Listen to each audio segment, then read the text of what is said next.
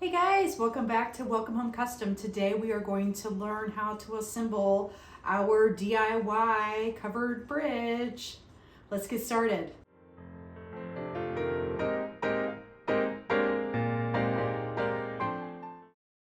Okay, we are going to now just cover the DIY. I cover all of the other files for the covered bridge in the showstopper tutorial. The only thing I will call out if you're only watching the DIY and not watching the other is to make sure you read your instructions. It goes over all of the colors that you need to use for your cuts. It goes over a definition of all of the files, what supplies you might need, what materials you will need, along with what the actual file looks like and their colors, just to help you out with cutting. So I highly recommend looking at that. Okay, so we are going to jump into the DIY, and you will see that there is a file that says backer slots, and then we have design, acrylic, and backer. Just simply reading backer, that means that this can be hung on the wall and that there are no tabs or slots to deal with. It is just a piece of art that can be hung up. You have and that is the backer. You have the design portion, which is all cut, and we'll go into a little bit more depth on that in just a second. And then we have an optional acrylic. This does not need to be used. This is totally optional, but if you want to do a pretty acrylic inset for the water and the sun and make it kind of like a window sitter where light can shine through, that is an option for you. If we jump over to backer and slots, you will see a total of, I think, 26 different file sizes, starting as small as 0.115 inches for the slot size and goes up to 0.250 inches for slot size. If you have not already cut out a wood measurement tool, I highly recommend jumping over to welcomehomecustom.com. Visit the freebie section and the file is there for you to download. We will use that tool and determine what the best slot size is for our material that we are using, and then we can go ahead and open it up. So again, this is the backer. These are your feet. Your tab is not connected. That is so that if you do by chance have to change the size of your slots and tabs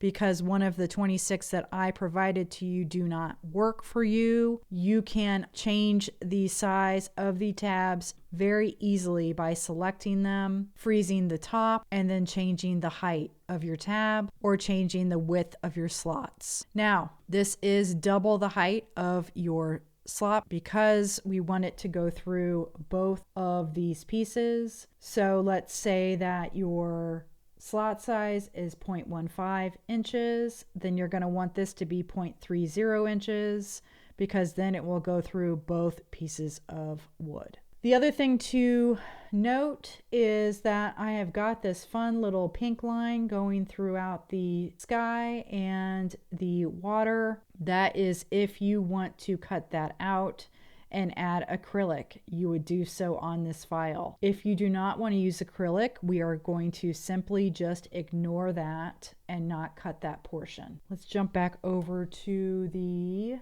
design file really quick. Oh, I do have a joined file now as well. I should probably mention this. This is for folks that have light burn specifically. You can select your slots and we can say arrange tools, resize slot.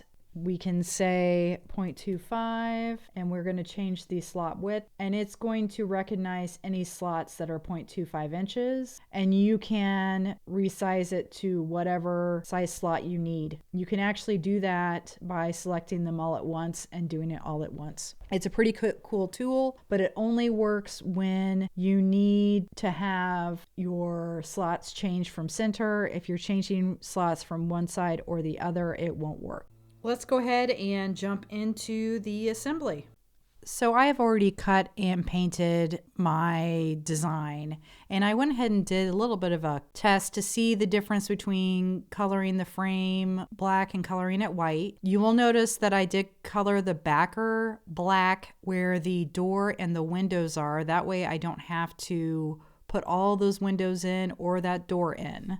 Now don't freak out, but I think I'm going to switch all my pieces over, because I think the black frame is going to look better with the acrylic and the white is going to look better painted. So we are going to flip all those pieces really quick, and then we can go ahead and demonstrate how to do a quick glue up. It really is cool how different these frames make the DIY pieces look. How the white really brightens it up and the black gives it kind of a darker, moody feel. So now we can grab a spare board, anything that you have laying around that is just a little bit bigger than one of the DIY pieces assembled, and we are going to carefully flip it over and expose the back. We can now lift the backer off, and my covered bridge is stuck because I spray painted it and then stuck it down. But we are going to go ahead and add glue to all those pieces that are exposed on the back and then place it back onto the backer. So using my glue tray and my glue brush, I am going to dab Titebond 3 all over the back of these exposed pieces. I am then going to grab the piece, the backer, and place it back on those exposed pieces, being careful because again my covered bridge is stuck. And then I am going to go ahead and adhere my acrylic. So I am going to grab a small tube of E6000 and I am going to carefully drag my flex, you can use acrylic as well, along the edge of the piece and then place it right into the backer. The glue on the edge all the way around should be enough to hold the piece into place. Now you can totally use 3M for this project. You would want to adhere it to the design portion of the file, not the backer.